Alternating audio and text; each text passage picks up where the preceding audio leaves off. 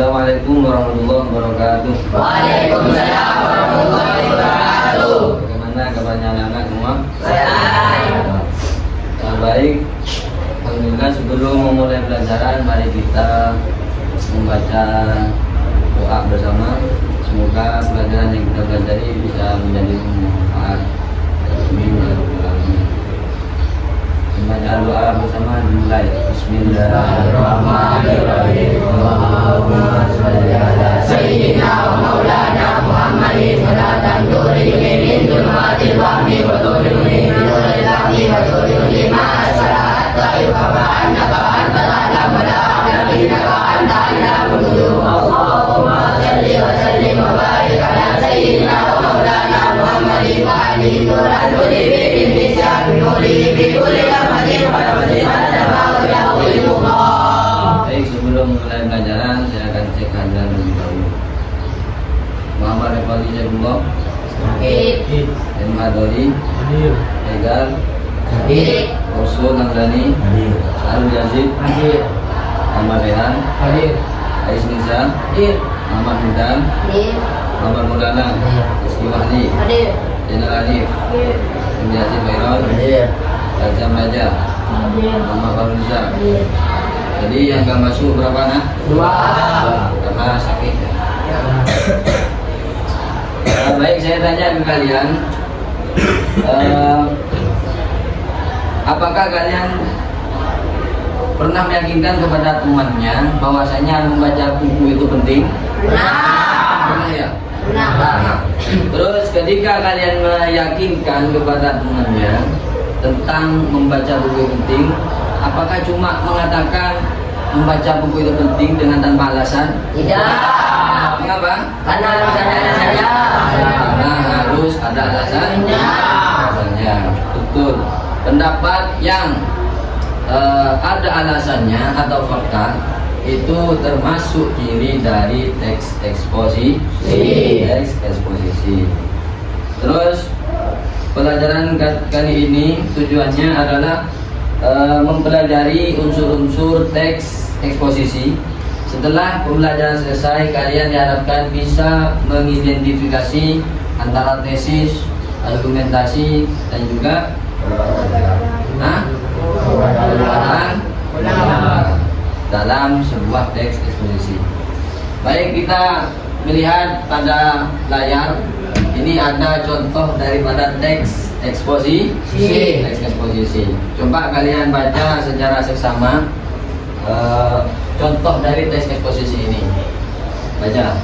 Literasi dibilang merupakan kemampuan yang harus dimiliki oleh pelajar pada era menulis kami. Dengan kemampuan tersebut bisa seseorang memperoleh penghasilan yang terhadap selain itu literasi dibilang merupakan kemampuan berpikir menggunakan berbagai informasi yang berada di internet. Oleh karena itu kemampuan literasi digital perlu dikembangkan agar dapat menggunakan teknologi digital.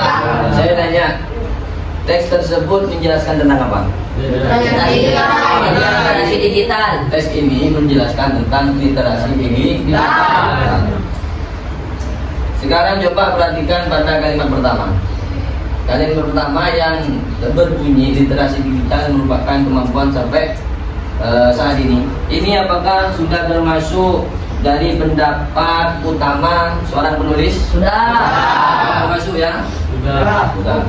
Dalam teks eksposisi, bagian yang berisi pendapat utama atau gagasan utama itu disebut apa? Tesis.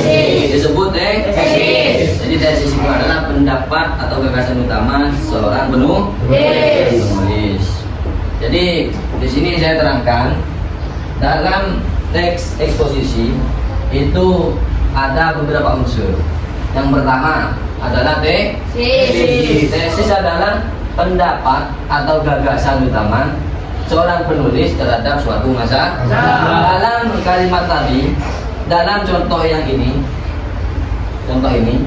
yang merupakan tesis itu adalah terletak pada kalimat yang pertama.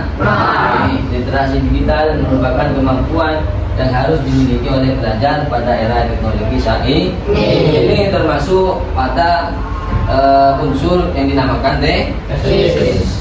Untuk yang kedua, yaitu adalah argumentasi. Argumentasi ini apa? Alasan, bukti, fakta atau data yang digunakan untuk mendukung tesis. Jadi ini adalah suatu alasan yang untuk mendukung tesis. Saya tanya, terletak pada kalimat yang mana argumentasi pada contoh tadi? Kemampuan dengan kemampuan. Kalimat yang kedua, teksnya, kalimatnya seperti apa? Dengan kemampuan tersebut, literasi digital membantu siswa memenuhi informasi dan. Jadi ini dengan kemampuan tersebut sampai dan mudah ini termasuk pada unsur argumentasi satu. Ini karena ini berisi tentang apa? Alasan atau bukti atau fakta atau data yang digunakan untuk mendukung tesis. Paham ya sampai sini? Paham apa? Tesis. Kedua, kata yang terakhir yaitu adalah penegasan ulang. Ulang adalah penyampaian kembali pendapat penulis sebagai simbol. Jadi penegasan ulang ini sama saja dengan kesimpulan. Jadi intinya penegasan ulang ini adalah kesimpulan dari semua ini, semua tesis dari argumentasi. Itu kesimpulannya ada di penegasan ulang. Dalam kalimat tadi yang termasuk penegasan ulang yang mana? Kalimat yang mana? Oleh karena itu, kemampuan literasi digital Terletak pada kalimat keberapa? Tiga. Yang ketiga. Nah, jadi ini unsur-unsur dari tes eksposisi bisa dipahami ya? Bisa. Saya ulangi lagi. Unsur-unsur teks eksposisi yang pertama adalah Tesis. terletak pada kalimat yang pertama. Yang kedua, terletak pada kalimat yang kedua.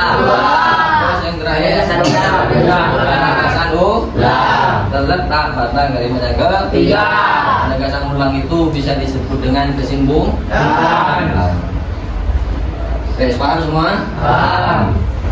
Sekarang kalian bentuk kelompok masing-masing 4 orang. Jadi ini ada 3 kelompok. Saya akan bagikan lembar kerja atau lembar tugas.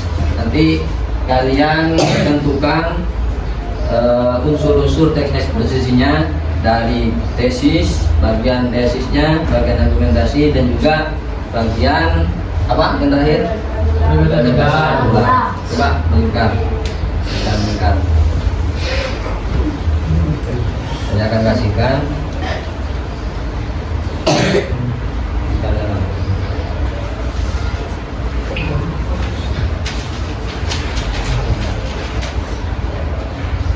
Saya kasih waktu 5 menit untuk mendiskusikan lembar jawaban yang telah saya berikan.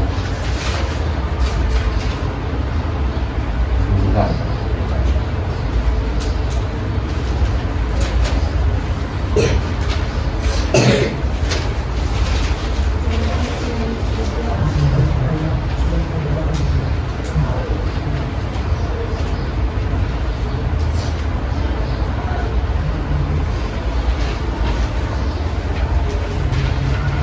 Diskusikan bersama.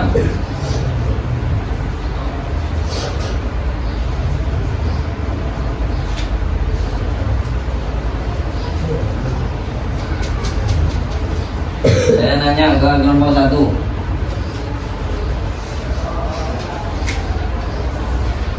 Saya nanya ke kelompok 1, bagian mana yang kalian pilih sebagai tesis? Bagian karena Bagian mana? bagian Kalimat pertama yang mana kalimat pertama? memenuhi kebutuhan air putih setiap hari sangat penting untuk menjaga kesehatan dan kebugaran tubuh manusia. Nah, itu bagian dari tesis. Kenapa kau pilih yang itu? Karena berisi pengenalan topik dan opini awal penulis tentang pentingnya air putih. Bagus, jawabannya sudah tepat. Untuk kelompok 3, saya nanya kelompok 3, mana bagian argumentasinya? Terletak pada kalimat berapa?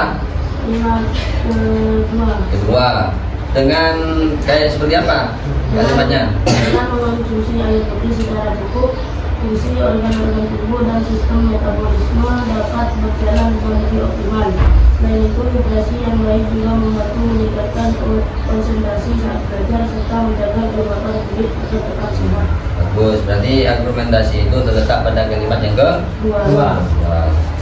Terus saya nanya kelompok berapa ini? Kelompok 2. Teks tersebut menjelaskan tentang apa? Tentang apa? Tas. Tentang apa? Hah? Manfaat mengkonsumsi air putih yang itu. cukup. Berarti teks eksposisi ini menjelaskan tentang manfaat konsumsi air putih. Terus saya nanya lagi, mana bagian penegasan ulang? Terletak pada kalimat berapa? Kalimat ke? Seperti apa katanya? Kalimatnya.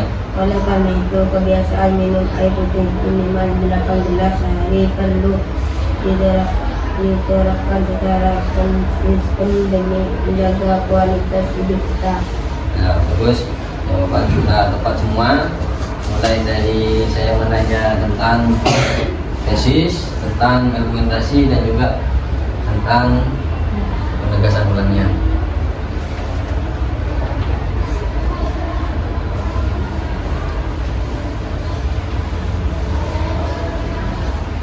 Baik, waktunya sudah habis. Saya beri waktu kalian untuk perwakilan dari kelompok maju ke depan membacakan hasil diskusinya. Mulai dari kelompok 2. Ayo. Bacakan unsur-unsur teks eksposisinya dari teks yang sudah ada di sini. Bacakan teks eksposisinya dari tesisnya, argumentasi, dan juga penjelasan ulang, serta berikan alasannya. Banyak. Bagian 1, bagian tesis.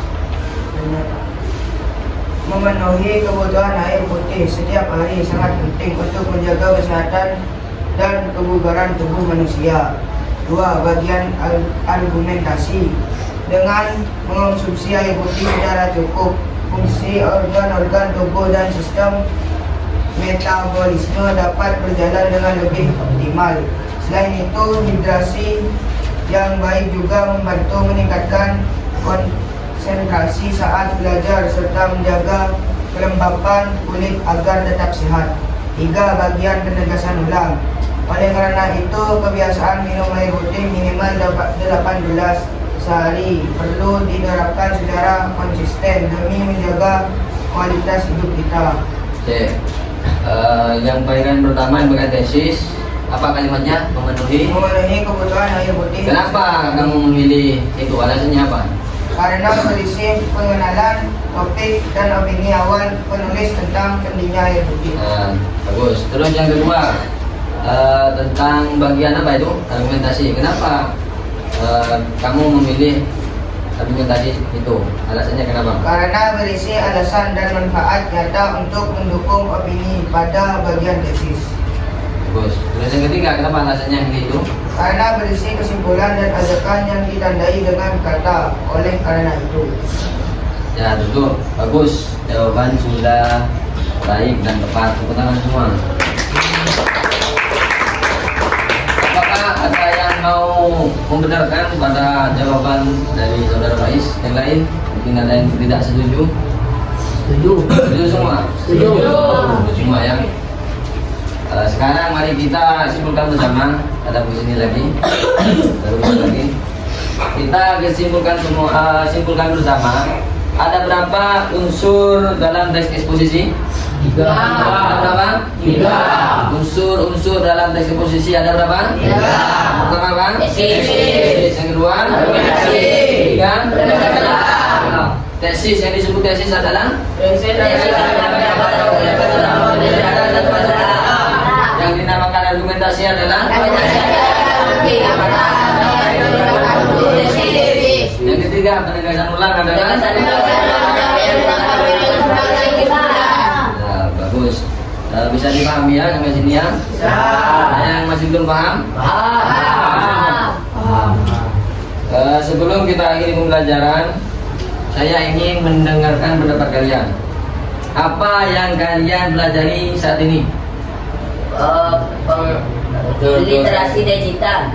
Bukan. Saya nanya, kalian itu sekarang mempelajari tentang apa? Unsur-unsur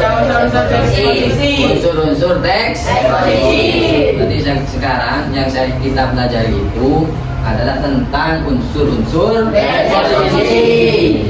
Tadi itu termasuk contohnya. Yang dipelajari kita ini sekarang adalah unsur-unsur teks eksposisi. Bagian mana yang paling mudah kalian pahami? Bagian mana yang kalian mudah pahami? Bagian teks eksposisi. Terus yang harus kalian perdami lagi dalam pembelajaran bagian apa? Argumentasi. Jadi yang paling gampang itu memang menentukan teks. Argumentasi itu memang butuh untuk kalian sering-sering ubah biar kalian itu paham mana itu argumentasi, mana itu tesis, dan juga mana yang termasuk penegasan kali ini kalian sangat aktif dalam belajar, dalam diskusi, sangat aktif dalam mengikuti.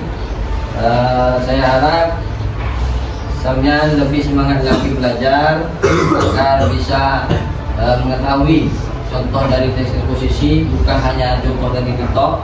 Ketika kalian mendapatkan teks eksposisi yang lain dari buku atau majalah, kalian bisa mengidentifikasikan sendiri tesis, argumentasi, dan penegasan ulangnya. Ya, paham ya?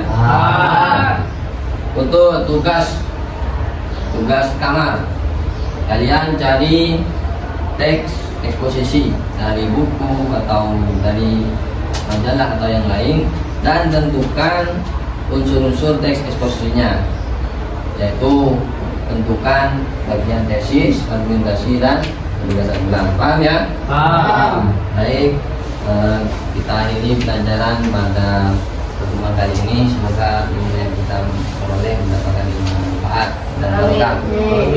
Saya akhiri. Wassalamualaikum warahmatullahi wabarakatuh. Waalaikumsalam warahmatullahi wabarakatuh.